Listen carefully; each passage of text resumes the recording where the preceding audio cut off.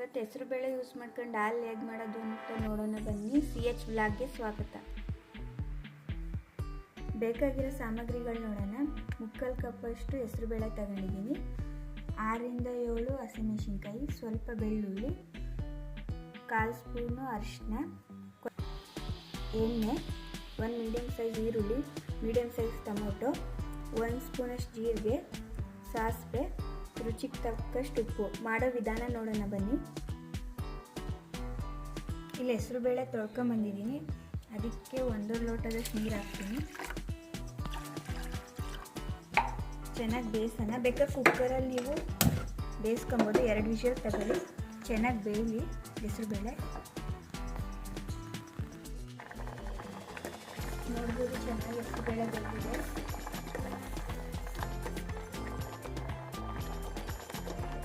Gas off ಮಾಡ್ತೀನಿ.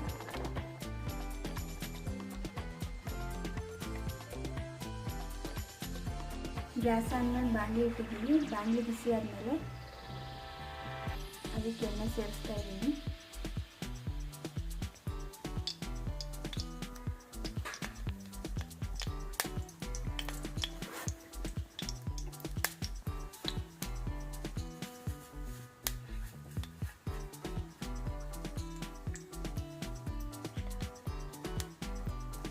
ಎಣ್ಣೆ ಕಾದ್ಮೇಲೆ ಸಾಸಿವೆ ಸೇರಿಸ್ತಾ ಇದ್ದೀನಿ.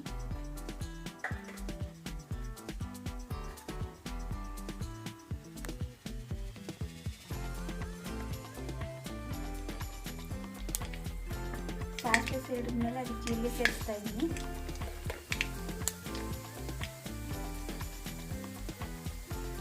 ಇದಕ್ಕೆ ಬೆಳ್ಳುಳ್ಳಿ ಸೇರಿಸ್ತಾ ಇದ್ದೀನಿ.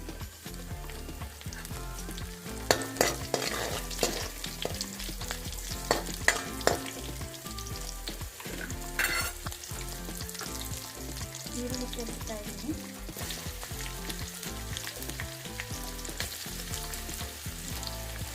ಹಸಿಮೆಣಸಿನ್ಕಾಯಿ,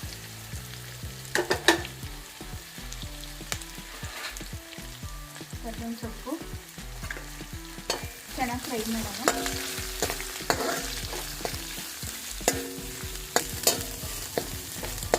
ಈರುಳ್ಳಿ ಫ್ರೈ ಆಗಿದೆ, ಸ್ವಲ್ಪ ಅರಿಶಿನ ಸೇರಿಸ್ತಾ ಇದ್ದೀನಿ.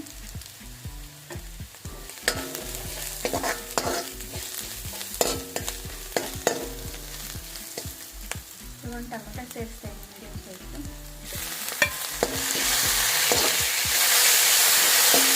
ಟೊಮೊಟೊ ಸಾಫ್ಟ್ ಆಗೋವರೆಗೆ ಫ್ರೈ ಮಾಡೋಣ.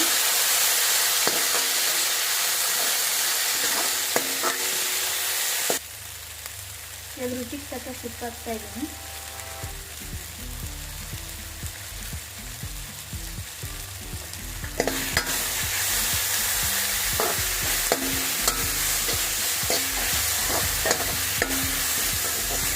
ನೋಡ್ಬೋದು ಟೊಮೊಟೊ ಸಾಫ್ಟ್ ಆಗುತ್ತೆ.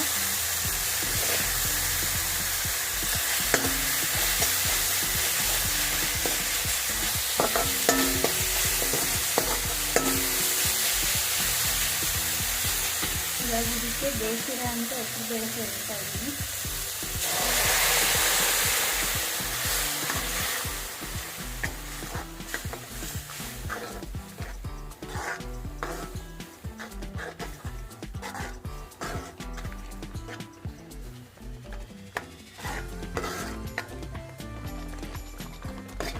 ಚಪಾತಿ, ದೋಸೆ, ಪೂರಿಗಾದರೆ ಸಾಕು. ನಾನು ಅನ್ನಕ್ಕೆ ಮಾಡ್ತಾ ಇರೋದ್ರಿಂದ ಇದಕ್ಕೆ ನೀರು ಸೇರಿಸ್ತಾ ಇದ್ದೀನಿ, 1 ಗ್ಲಾಸ್ ಅಷ್ಟು.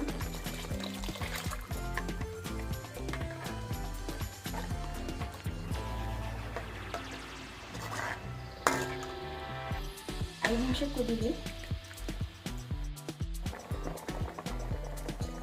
ನೋಡಿ ಸಾಕು ಕುದಿದೆ, ರೆಡಿಯಾಗಿದೆ.